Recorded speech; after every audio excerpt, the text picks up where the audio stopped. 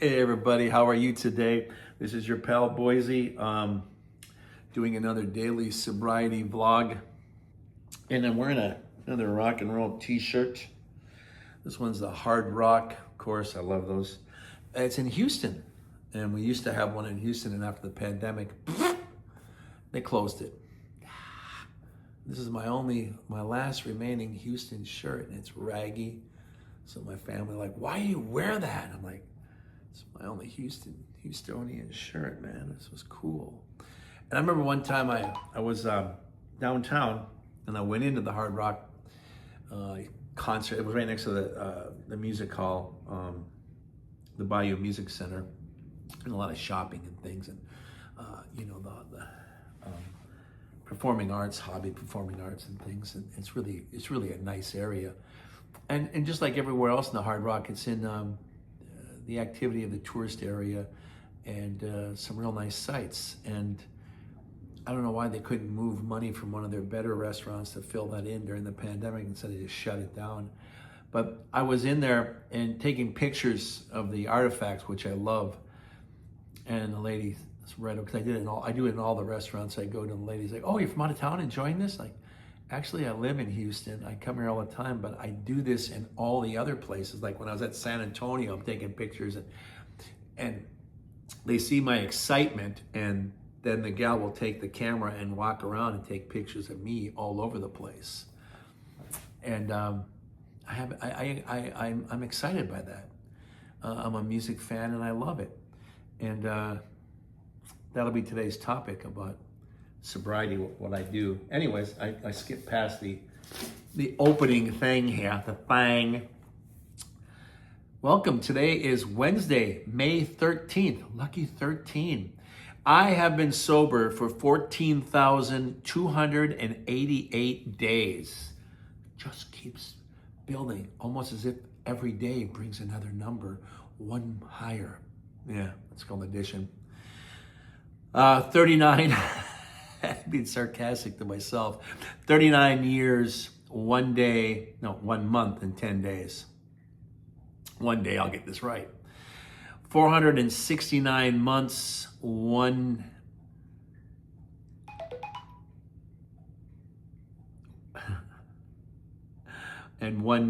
days. Sorry, I'm just like, can't even read my own handwriting. Kind of throwing me off. And I'm getting messages on my phone. Somehow we updated it and I get bloop, bloop. I'm like, I don't want to hear that. I got to go in there to settings. And like, my question is, if I didn't F with it, why do I need to go into settings to F with something? Why am I being F'd with? Why does the phone on an update open that thing up and F's with me? Because they want to have interaction. They want to have more clicks and likes. I'll become a slave so that I can give them more clicks and likes. And while we're at it, click and like us and subscribe. Thank you very much. At least it's honest. I'm not trying to trick you into it. Anyways, here's a question. And this is I really like this question. I mean, I really do. I mean, you hear people, technically when they're stalling, that's a really good question. And oftentimes they don't even answer it. And I'm going to answer this one. I think it's cool, and I've gotten different versions of this. How do you keep life fun and enjoyable without alcohol or drugs? Please explore the joy, the passion, and the excitement of activities, hobbies, social interactions. Social interactions are important. The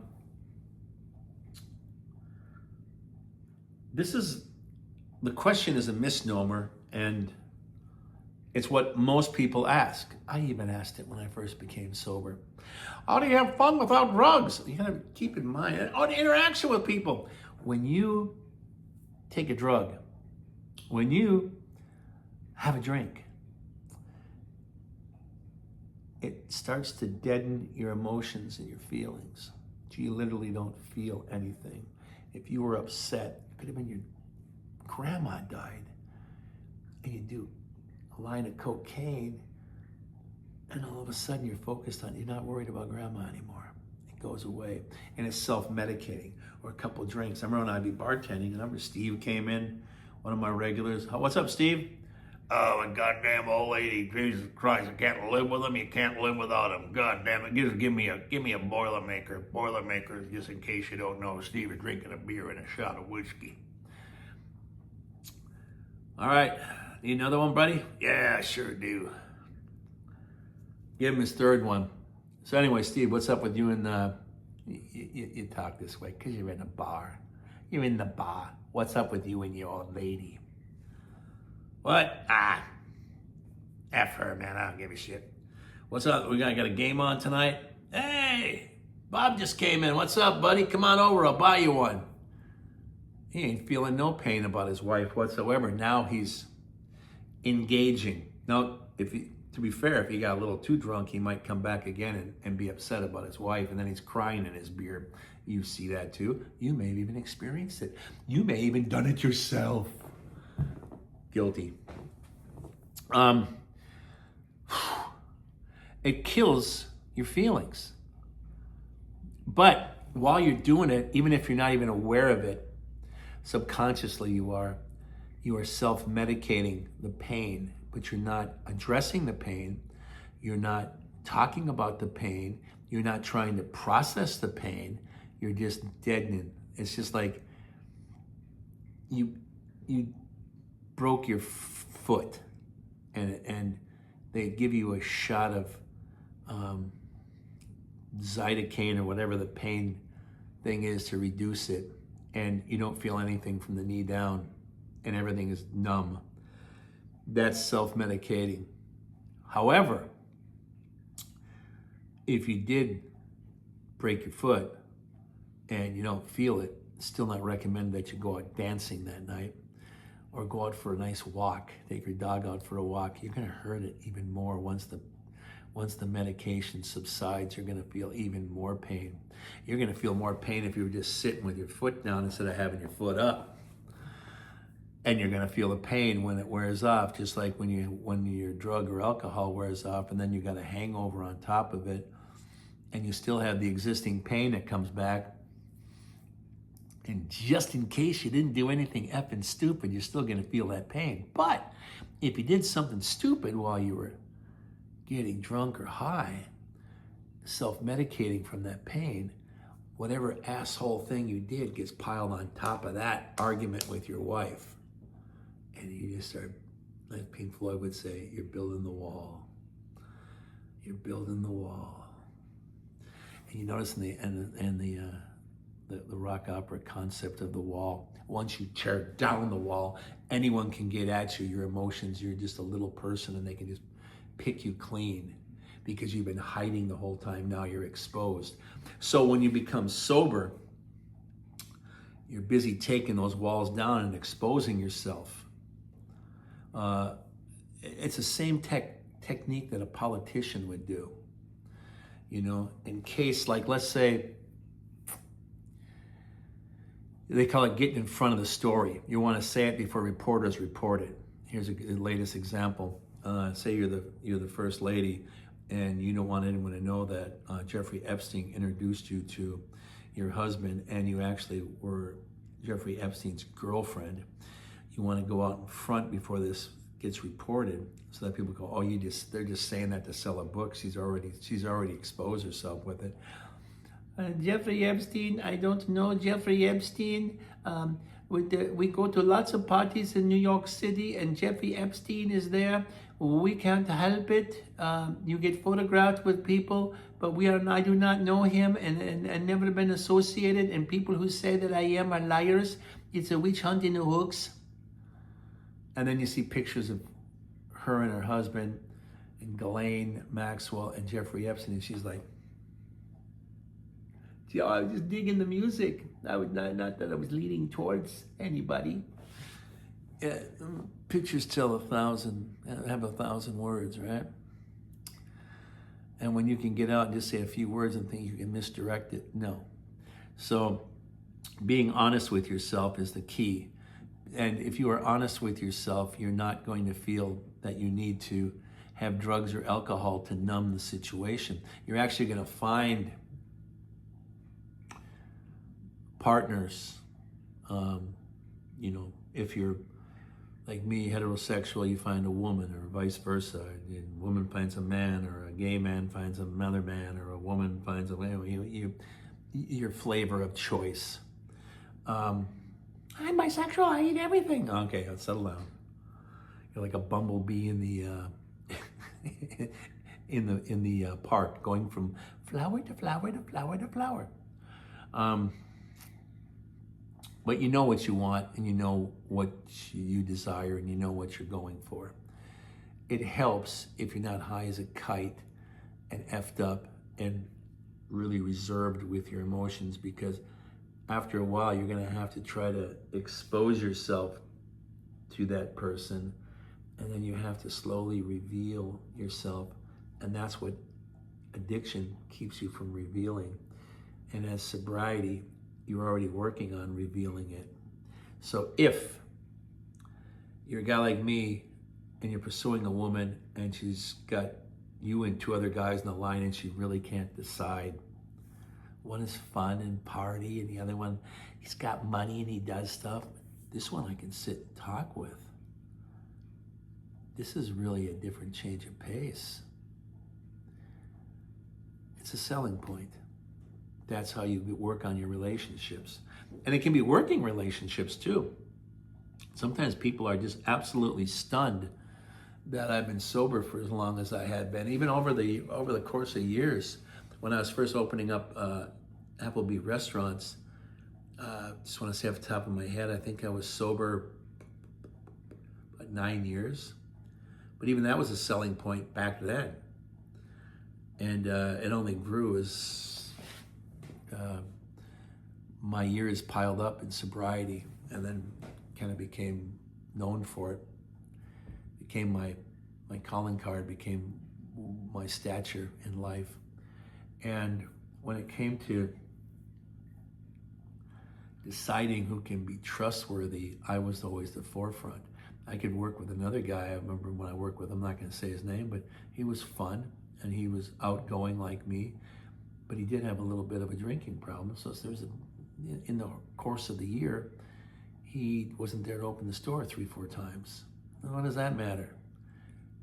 I never had that problem.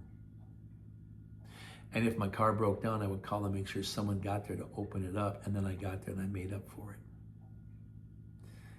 Well, I couldn't do anything. My phone was dead. My car battery went. I don't know what to do. I got a flat tire on the way to work. But you're out last night partying. That had nothing to do with what today was all about. Kind of blends in that same mix. But if you're sober and open and honest and you're working on your sobriety, you'll go, hey, it happens. It happens to everybody. Don't you worry about a thing, buddy.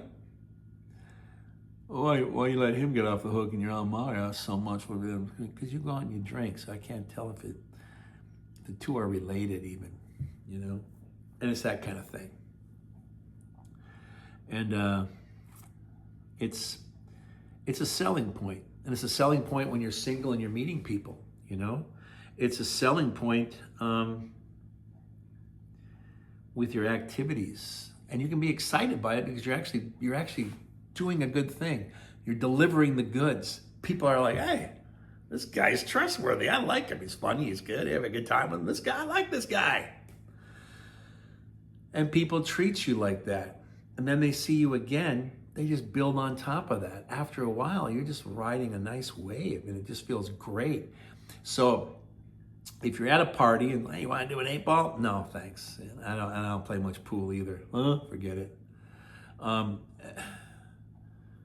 You know what that is? Yeah, I know what it is. I also know what a speedball is. Have you tried that? Yeah, that's a little cocaine and heroin.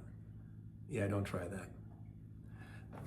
You know, it's just, at that point, you're actually just start trying to fit in still.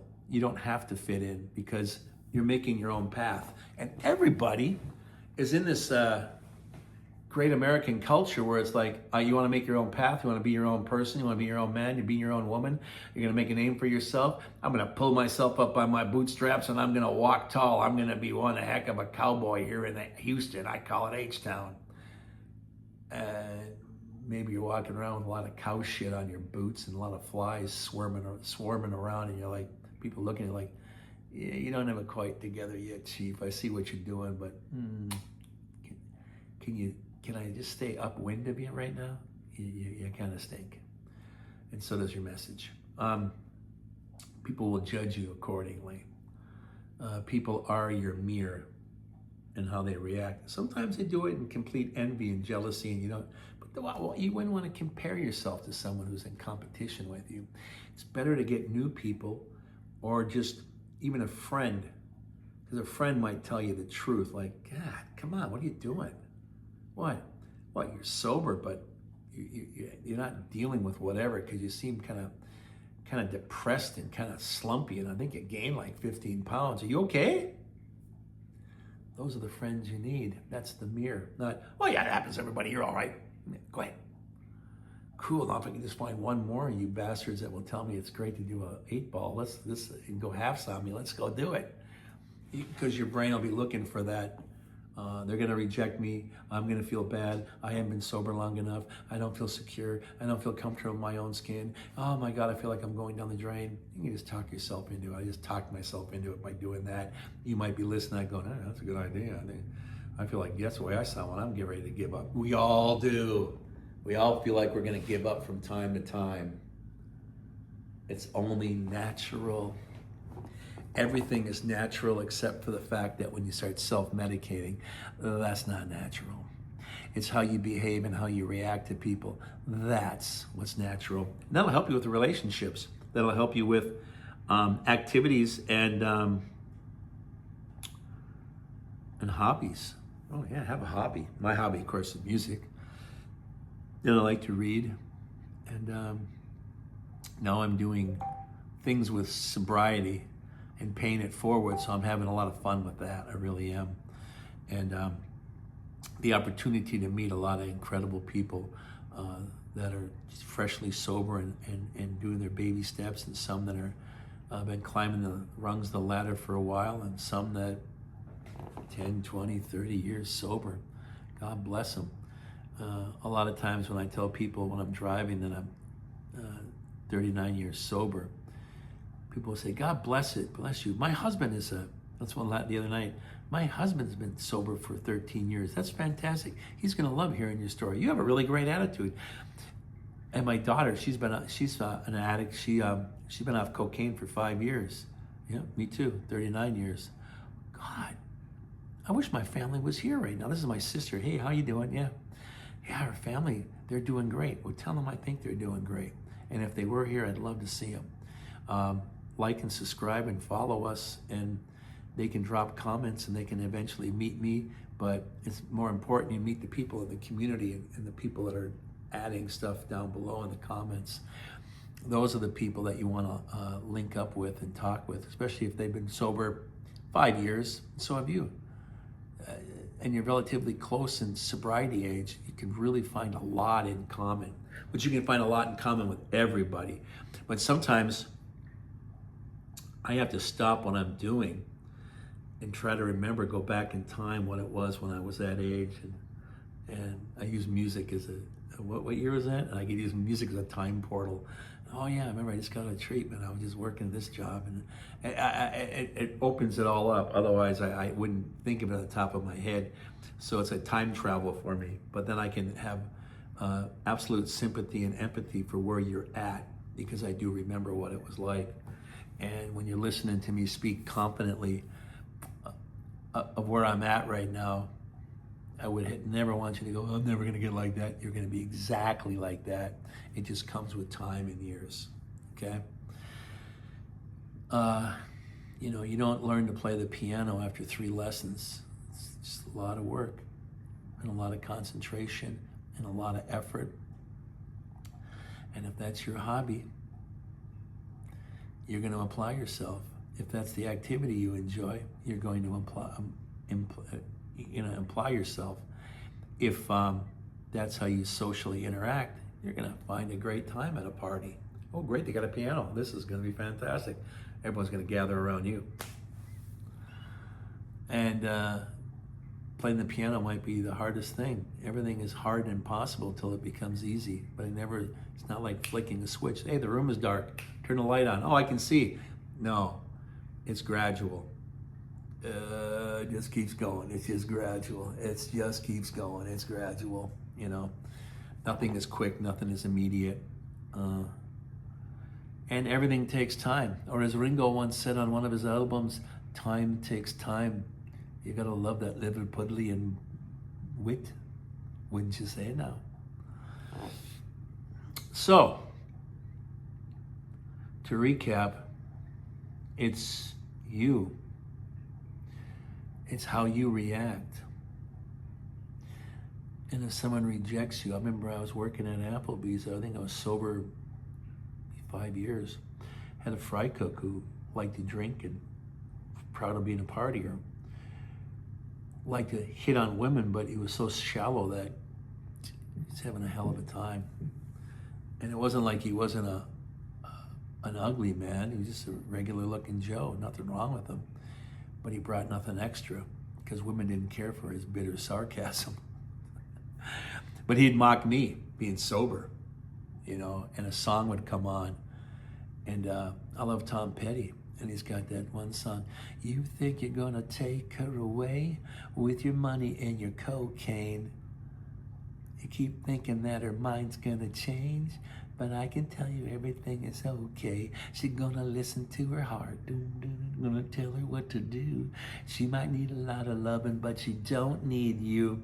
And they're actually singing of the cocaine or the person with cocaine, but he took it as I wasn't doing cocaine, so she wouldn't need me. You can twist a phrase. A good songwriter can make sure both sides enjoy the music.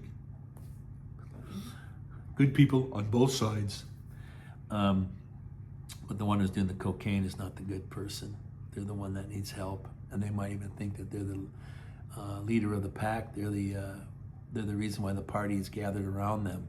No, they're the ones that still go home super lonely. But anyways, he would, you know, mock me, and I took it as a real challenge. And I very quick on my feet, very witty, so I would always undress him in front of women verbally. And he wasn't quick enough for me. It was always like, it was like him bringing a paperclip to a gunfight. He never won. He never would give up, but he never, because he was stuck with insisting on being that party dude. And if I party, the women are gonna love me. So I'll challenge this guy who's sober and he's married too, so he's not even trying to get the women, so I can really badger him. When most of the girls are like, oh, your wife is so beautiful. God, that's fantastic. Oh yeah, she never saw you high or drunk. Yeah, that's probably why, because you wouldn't be with a girl like that, would you? Absolutely not. So there are different rewards that you take in life, and if it's a male ego thing where you have complete eye candy hanging off your arm, and people look at you as a success because you're sober, and your wife is talented and beautiful and sings and is a painter and is just gorgeous and stunning and very personable and nice, and I'm kind of a sarcastic shit. It's a contrast, and people go, God, there's no way a girl like that would ever date a guy like that. Yeah, I know he's sober, but yeah, she's a 10. And I tell everyone, I'm a 6 that's reaching high. And because of my personality and my humor and being sober, I sometimes can get a point or a point and a half, and I can get up to, some girls might think of me as a 7.5 when I'm actually just a 6. But because they like that extra little bonus that comes with it, they don't look at it as being baggage. They look at it as being a bonus, an asset in a relationship. And that's when you're out having activities and you're meeting people socially and you're single, that really helps. And it helps that you can get yourself a decent relationship, and hopefully with time and your sobriety, it lasts till death do you part. But even if it doesn't, you had a good run, kid. And as long as you two did, as long as you weren't high and beating her up, you probably are gonna move away as friends. And a lot of people say, well, you know, we're friends. Are you now? But it's good if you are, because then you're very comfortable and confident with it. So yes, when it comes to something like that, I think after a period of time, you can have fun and it can be enjoyable without alcohol. And then you don't even think of it. When I hear questions like that, I go, oh, good question, because it doesn't even cross my mind at this point. I've been sober so long, I don't even think of that kind of thing. Thank you for letting me stop and remember what it was like. And then I'm able to share some things with you, and hopefully these little nuggets will help you or create a conversation with other people down below that are in the group that you can identify with. So, I mean, it's all there, but we have to communicate and we have to be open and honest, or otherwise it's verbal masturbation. It isn't even worth it, because you never have an orgasm with verbal masturbation, so you never know when you're done. Yeah, you see what I did there? Yeah, I need a towel too. The camera even shook when I said that. I think the camera just had an orgasm. Anyways, today is Wednesday, May 13th, lucky 13. I have been sober for 14,288 days, 39 years, 1 month, 10 days, 469 months and 10 days into the month. Thank you for Patreon. Thank you for Cash App, Venmo. Thank you for Buy Me a Coffee. Thank you, ding, ding, ding, ding, ding, for Chime. Thank you for helping us with our outreach program that we can help other people. This is what it's about. Oh, and it's tax exempt. Yes. It all goes into the program of outreach and helping people. We pay it forward, just like I'm trying to pay it forward with my last quarter of my life, helping people that all the stupid bullshit that I did and all the crap I stepped in and dragged into people's white carpets, I can actually now laugh about it, already made amends, and now I can tell you that yes, you can have redemption. Or like my auntie said, you're just a warning sign on the roadside of life. You're right. And now after 39 years, I'm a billboard of redemption, baby. I'm the flame, you're the moth. Come on, let's dance. So I appreciate you doing what you do. And I even appreciate the negative comments, because you gotta have something to scoff at. I am a sarcastic SOB. Anyways, thank you so much. Not sarcastic to anybody who's actually trying the sobriety and then realizing those shoes actually fit. Yay. And you go out for a walk in life. So, once again, I want to apologize for my Houston shirt.